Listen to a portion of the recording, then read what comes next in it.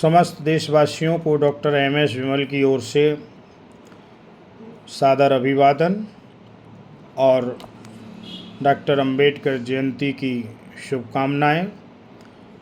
जयंती की पूर्व संध्या पर आपसे कुछ बातें शेयर करूंगा जो बाबा साहब के जन्म, जीवन और संघर्ष से संबंधित हैं। बाबा साहब डॉक्टर अंबेडकर का जन्म 14 अप्रैल 1891 में महू छावनी, मध्य प्रदेश, इंदौर के निकट हुआ था। उनके पिताजी रामजी राव मालोजी शकपाल उस समय सेना में सूबेदार के पद पर थे। उनकी पत्नी का नाम भीमाबाई था। भीमराव की माँ भीमाबाई बचपन में ही जब वे थे उसी समय उनका देहांत हो गया था और रामजी राव शकपाल ने दूसरी शादी कर ली थी। उनकी दूसरी माँ का नाम जीजाबाई था। रिटायरमेंट के बाद रामजी राव सतारा महाराष्ट्र में बस गए थे, जहाँ पर भीमराव और उनकी भाई बहनों का पालन पोषण हुआ, शिक्षा हुई। 9 वर्ष की आयु में आपको एडमिशन दिलाया गया कक्षा 1 में, लेकिन जातिगत दुर्व्यवहार के कारण उनको पढ़ाई लिखाई में बहुत ही संकट झेलने पड़े और उचित तरीके से उनको नहीं पढ़ाया गया। लेकिन उनके पिताजी बहुत समझदार और पढ़े लिखे इंसान थे। वो अपने बेटे को खुद ही पढ़ाया करते थे। जैसा भी माहौल स्कूल में मिलता था उसको लेके वो दुखी हो जाते थे, फिर पिताजी उनको समझाते थे। जैसे तैसे उनकी पढ़ाई हुई और पढ़ाई के बाद चूँकि बहुत कम लोग जानते हैं कि बाबा साहब को गरीब गरीब कह कर के बताया गया है कि गरीब के पुत्र थे। ये बात कुछ हद तक ठीक भी है, लेकिन ज़्यादातर सही इसलिए नहीं है कि उनके पिताजी भी सूबेदार थे। उनके पिताजी के पिताजी भी फ़ौज में ही थे और 18 मेडल उन्होंने इस देश के लिए जीते थे, संघर्ष किया था। तो पैतृक रूप से वो संघर्षशील व्यक्ति थे, संघर्षशील थे और उनका जो भरण पोषण है वो चाहते तो उचित तरीके से, सामान्य तरीके से हो सकता था, लेकिन समाज की लड़ाई लड़ते लड़ते वो गरीबी में डूब गए और इस हद तक डूब गए कि उन्होंने आगे चल कर के बाबा साहब ने अपने निज बच्चों की देखरेख उचित ढंग से नहीं कर पाई। एक्चुअली जो सामाजिक व्यवस्था थी वो जातिगत भेदभाव से परिपूर्ण थी और उसका दंश झेलना पड़ा भीमराव को बचपन में और उनके पिताजी को उनकी पढ़ाने लिखाने की जो सुविधा मुहैया कराई उसमें। बाबा साहब अम्बेडकर ने एलिफिंस्टन कॉलेज बॉम्बे से हाई स्कूल पास किया और उसके बाद उनकी प्रतिभा को देख करके उनके एक गुरु जो ब्राह्मण उच्च वर्गीय ब्राह्मण थे केलुस्कर जी, उन्होंने उनकी मदद की और एक पुस्तक दी, बुद्ध चरित्र, जो केलुस्कर जी ने खुद लिखी थी। उस पुस्तक को पढ़ कर के बाबा साहब के मन में एक उत्साह पैदा हुआ कि आखिरकार इस जातिगत और ये वर्ण व्यवस्था जो देश में आच्छादित है उसका कहीं न कहीं निदान मिल जाएगा इस पुस्तक को पढ़ने के बाद। गुरु केलुस्कर ने 2 बार ये पुस्तक भेंट की थी, एक तो बचपन में और दूसरी जब उन्होंने मैट्रिक पास किया था तब। और गुरु केलुस्कर ने उनके जीवन में जो रोल किया वो बहुत ही अहम रोल है। उन्होंने सयाजी राव गायकवाड़ तत्कालीन बड़ौदा महाराज से परिचय कराया कि ये भीमराव बहुत ही अच्छा बालक है पढ़ाई लिखाई में, अगर इसकी मदद हो जाती है तो फिर ये बहुत आगे तक जा सकता है। केलुस्कर जी की रिकमेंडेशन के कारण सयाजी राव गायकवाड़ ने उनको विदेश जाने के लिए मौका दिया और उच्च शिक्षा प्राप्त करने के लिए कोलंबिया यूनिवर्सिटी अमेरिका पहुंचाया। कोलंबिया से एमए किया और उसके बाद फिर जो है London school of economics England में गए, वहाँ पर उन्होंने पीएचडी की। चूँकि पीएचडी का कार्य अमेरिका में शुरू हो गया था, लेकिन कुछ कारणवश वो वहाँ पर नहीं हो सका जो काम आगे चल कर के लंदन में हुआ। तो बाबा साहब अम्बेडकर ने जो पढ़ाई की उसमें सयाजी राव गायकवाड़, गुरु केलुस्कर का बहुत बड़ा रोल है। इसके बाद जो बड़ा रोल है वो है छत्रपति साहू जी महाराज का, कोल्हापुर के राजा छत्रपति साहू जी महाराज। जिन्होंने इंग्लैंड, जर्मनी और जहाँ जहाँ बाबा साहब ने जो पढ़ाई की वहाँ पर पूरा योगदान दिया, पैसा दिया। और वो तो दिया सो दिया ही। बाबा साहब अम्बेडकर जो यहाँ पर पत्रकारिता करते थे, अपना एक प्रकाशन चलाते थे, बहिष्कृत भारत नाम से एक पत्रिका चलती थी, मूक नायक भी एक पत्रिका चलती थी। उसका जब संपादन कार्य बाधित हो जाता था बाबा साहब की अनुपस्थिति में, तो स्वयं छत्रपति साहू महाराज उसको देखते थे, उस प्रकाशन को। तो ये चीज़ थी उनके जो सहयोगियों की, उन पर जो कृपा की इन राजाओं ने, दो ने, उनका उल्लेख करना यहाँ ज़रूरी है। बाबा साहब अम्बेडकर ने किसी न किसी को अपना शिक्षा का स्रोत माना, अपनी प्रेरणा का स्रोत माना, और वो स्रोत 3 महापुरुषों को ज़बरदस्त तरीके से अपना गुरु घोषित किया है उन्होंने। एक प्राचीन काल में के इतिहास में मिलते हैं गौतम बुद्ध, उनको प्रथम गुरु मानते हैं। जो बुद्ध चरित्र उन्होंने पढ़ा बचपन में, उससे उनको लगा कि इनसे की किताब से जो शिक्षा मिली तो बुद्ध को गुरु माना। उनके घर में जो कबीर के भजन हुआ करते थे, उनके पिताजी और अन्य लोग गाया करते थे, तो उनमें बहुत ज्ञान भरा था। कबीर का जो ज्ञान है वो विज्ञान और रैशनल ज्ञान है, उसका भी असर पड़ा, तो उन्होंने कबीर को अपना गुरु कहा। ये मध्यकाल के इतिहास में मिलते हैं कबीर। और आधुनिक काल के इतिहास में जो मिलते हैं वो हैं ज्योतिबा फुले। बाबा साहब अम्बेडकर से 100 साल पहले जन्मे ज्योतिबा फुले, यानी कि 11 अप्रैल संयोग भी देखिएगा कि 4 दिन बाद बाबा साहब की जयंती है। 4 दिन पहले उनके गुरु ज्योतिबा फुले की जयंती हो चुकी है। 11 अप्रैल 1827 में जन्मे ज्योतिबा फुले।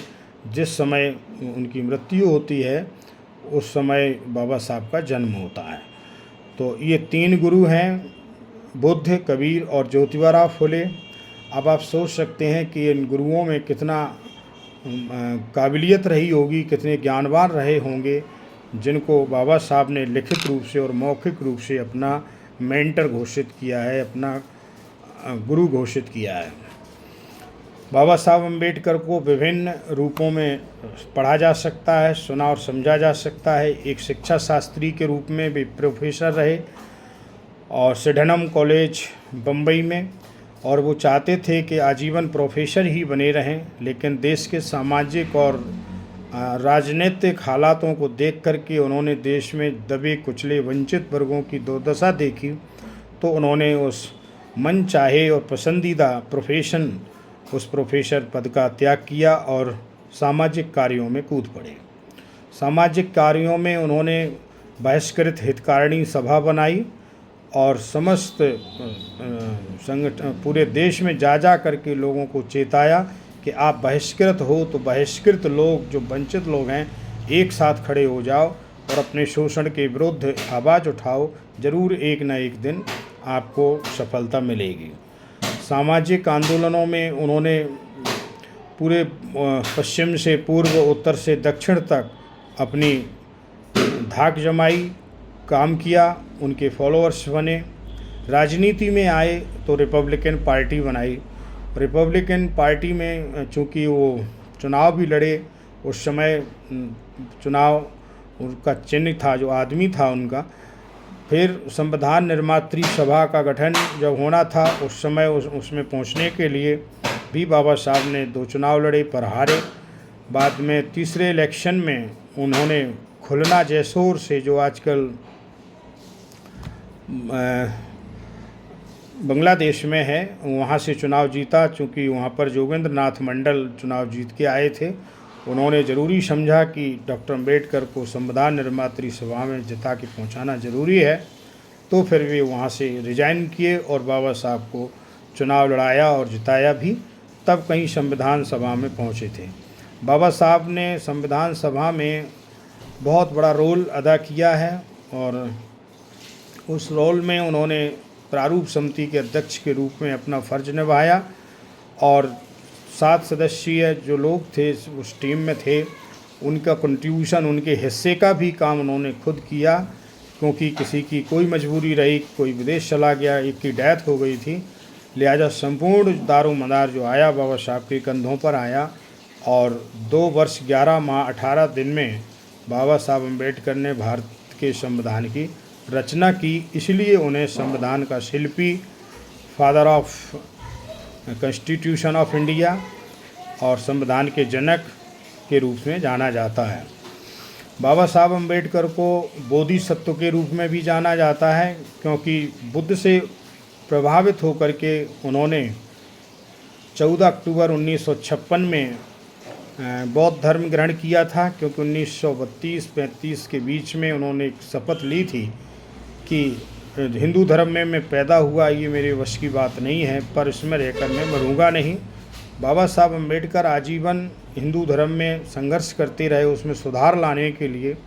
हिंदू धर्म के जो लोग थे, जो पुरोधा थे, कर्णधार थे, उसके नियमों को चलाने वाले थे, उनसे बारंबार अनुरोध किया कि इसमें सुधार करो और हम वंचित वर्गों को भी इंसान समझो, उनको हक और अधिकार दो, संपत्ति दो, उनके साथ अन्यायपूर्ण व्यवहार ना करो।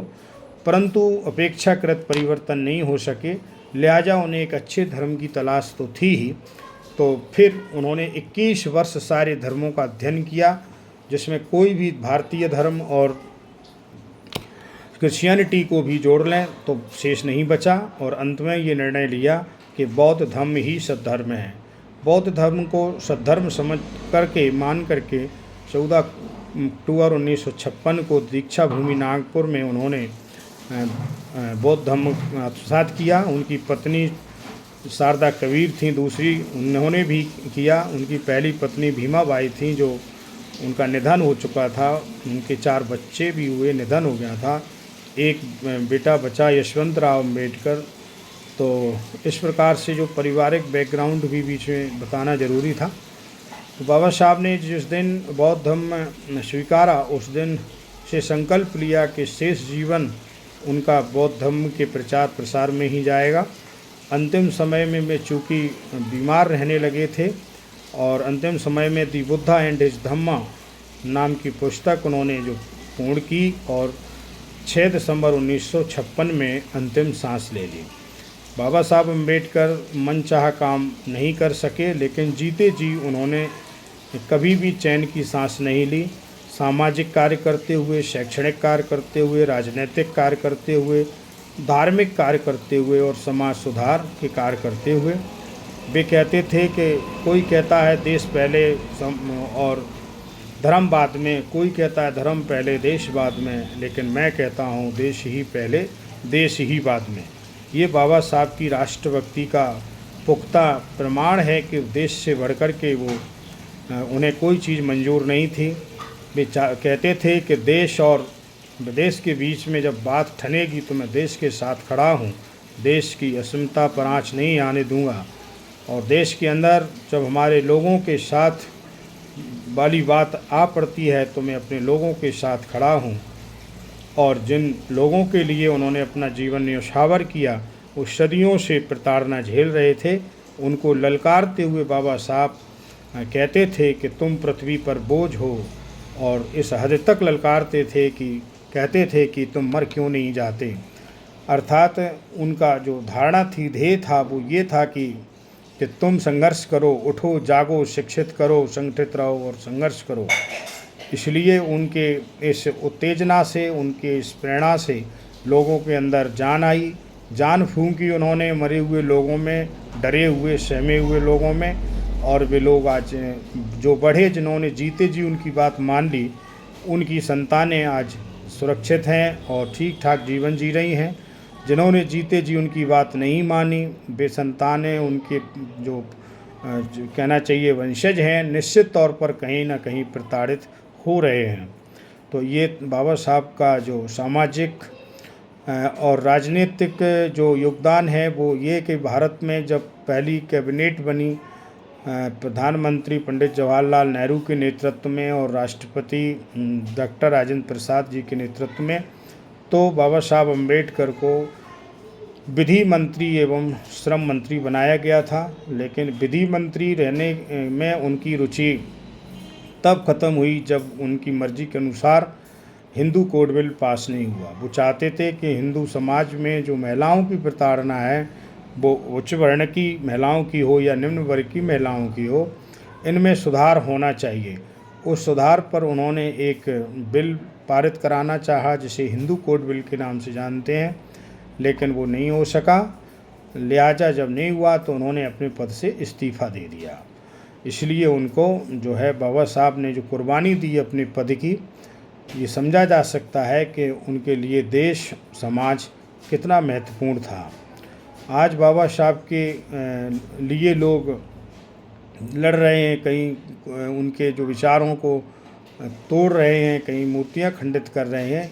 उनको ये समझना चाहिए कि बाबा साहब अम्बेडकर का दर्शन है क्या, उन्होंने कौन सी बात लिखी और देश में उनका जो कंट्रीब्यूशन है उसको देखे बगैर, उसको समझे बगैर बाबा साहब के बारे में कुछ भी अनर्गल शब्दावली का प्रयोग कर रहे हैं। ये मैं गुजारिश करना चाहूँगा कि बाबा साहब को जानें, समझें और पढ़ें। निश्चित तौर पर आप प्रशंसक बनेंगे। उनकी 51 बुक्स हैं, 51 बुक्स हैं और तमाम सारे उनके ऊपर लिखी गई पुस्तकें हैं। वे शिक्षा के जगत में पूरे विश्व में अग्रणी पंक्ति के विद्वान हैं। उन्होंने ह्यूमैनिटीज़ के क्षेत्र में डीलिट किया था, साइंस के क्षेत्र में डीएससी किया था और लॉ के क्षेत्र में एलएलडी किया था। ये उच्चतम डिग्रियां जो पोस्ट डॉक्टोरल डिग्रियां होती हैं, एलएलडी, डीएससी और डीलिट, ये प्राप्त करने वाले वो भारत भूमि के ही नहीं विश्व के एक प्रथम नागरिक हैं जिन्होंने शिक्षा के क्षेत्र में इतना बड़ा कीर्तिमान स्थापित किया है। अमेरिकन राष्ट्रपति ने जो स्टैच्यू कोलंबिया यूनिवर्सिटी में लगवाई है, उस पर सिंबल ऑफ नॉलेज लिखाया है, ज्ञान के प्रतीक कह कर के बाबा साहब अम्बेडकर को सम्मानित किया है। भारत सरकार ने लंदन में जहाँ पर बाबा साहब रहते थे, पढ़ाई करते थे, उस किराए के घर को भी इंटरनेशनल हेरिटेज बनाया है बाबा साहब के नाम पर। बहुत बड़ा स्मारक है लंदन में। तो देश और विदेशों में बाबा साहब के विचार इतने पसंद किए गए कि जहाँ पर उनके लोग, दूसरे लोग हैं जो निस्वार्थ भारत के हैं भी नहीं, लेकिन उनकी शिक्षा, उनके ज्ञान के वो फ़ैन हैं, उन्होंने भी सम्मान में जर्मनी हो या हंगेरी, ये सब देशों में बाबा साहब की प्रतिमाएं हैं और उनके नाम पर शैक्षणिक संस्थान स्थापित हुए हैं। ये उनकी शिक्षा का एक प्रबल सम्मान कहा जा सकता है। तो 14 अप्रैल 2025 में 134वीं जयंती है। देश और दुनिया के लोग मनाएंगे। सभी को शुभकामनाएं और बड़े शांतिपूर्वक मनाएं। कभी कोई पूर्वाग्रह से ओतप्रोत होकर के कोई स्टेटमेंट न दें, ऐसी मैं कामना करता हूं, आशा करता हूं। महापुरुष को महापुरुष के रूप में ही प्रस्तुत किया जाए और अपने शब्दों को महापुरुष के नाम से प्रचारित प्रसारित ना किया जाए, जो कि आमतौर पर ऐसा हो रहा है कि बाबा साहब ने ये कहा, ऐसा तभी कहें जो बाबा साहब ने सचमुच कहा हो, उसके प्रमाण हों आपके पास। बाबा साहब कभी प्रतिशोध और पूर्वाग्रह से ओतप्रोत नहीं रहे। उनको देश बहुत प्रिय था, लोग बहुत प्रिय थे और बुद्ध के अनुयायी होने के कारण उन्हें बोधिसत्व कहा गया और बोधिसत्व के मन में किसी प्रकार का कोई विकार मैल नहीं रहता है। तो बाबा साहब की जयंती के उपलक्ष्य में सभी को बारंबार शुभकामनाएं और बाबा साहब को जय भीम के संदेश के साथ नतमस्तक होता हूं। जय भीम, जय भारत, नमो बुद्धाय।